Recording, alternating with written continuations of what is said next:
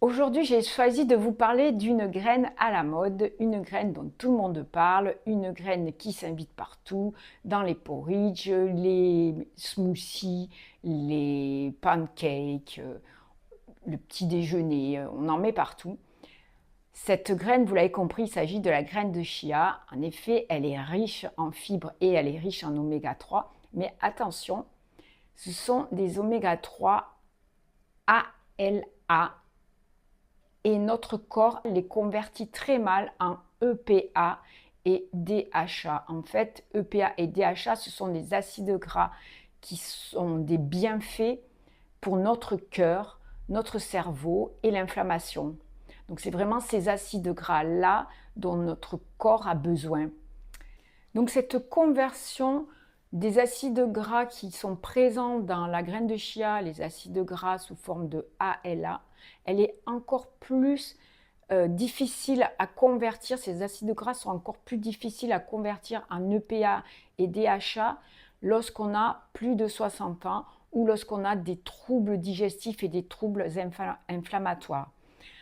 Autre chose dont je voulais vous parler, si elle est mal préparée, elle peut à ce moment-là provoquer des ballonnements, des troubles digestifs, des douleurs au niveau de votre estomac, de votre ventre, de vos intestins. Et ça peut aussi provoquer des diarrhées. Donc attention à comment vous la préparez. Ce n'est pas qu'il ne faut pas consommer des graines, mais attention, ces graines de chia ne doivent pas être la seule source d'oméga 3 de votre alimentation. Il faut prendre aussi des oméga 3 dans le poisson gras, associer ces graines de chia avec des graines de lin, des graines de chanvre par exemple, ou de l'huile d'algue, de l'huile de poisson. Donc varier les oméga 3. Et ensuite, une autre précaution très importante, ce sera de faire tremper ces graines parce qu'elles peuvent devenir dangereuses. Ces graines, en fait, si vous les mangez sèches, si vous les ingérez sèches sans les faire tremper, ça va faire comme une espèce de colle à l'intérieur de votre œsophage, de votre estomac et elle va capter les liquides dont vous avez besoin. Donc c'est vraiment très important de le faire minimum tremper une demi-heure, mais je vous conseille de les faire tremper plusieurs heures. Et attention à ne pas en manger trop non plus. C'est pas très recommandé pour les personnes qui ont des troubles digestifs, qui ont déjà des problèmes inflammatoires, et notamment les personnes qui sont fibromyalgiques et dont le fonctionnement de tous les organes est perturbé. C'est un peu délicat, donc commencez déjà par des petites quantités, genre une petite cuillère à café, et ensuite vous passerez à une cuillère à soupe par jour. Mais voilà, c'est pareil, consommer en très grande quantité, ça peut aussi provoquer des diarrhées.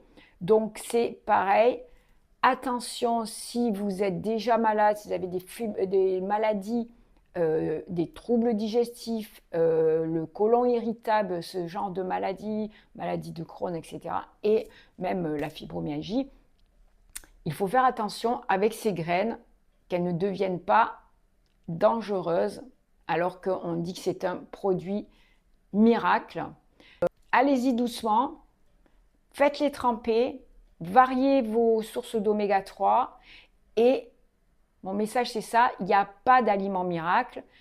Le miracle, ce sera d'avoir une alimentation vraiment équilibrée et adaptée à vos besoins. Bien entendu, si vous avez aimé cette vidéo, n'hésitez pas à me soutenir en mettant un pouce, un like et surtout en ajoutant des commentaires sous la vidéo afin que mes contenus soient vus par plus de personnes. Autrement, vous savez que l'algorithme ne va pas montrer mes vidéos, va montrer mes vidéos à une très très petite portion de followers. Voilà, prenez soin de vous.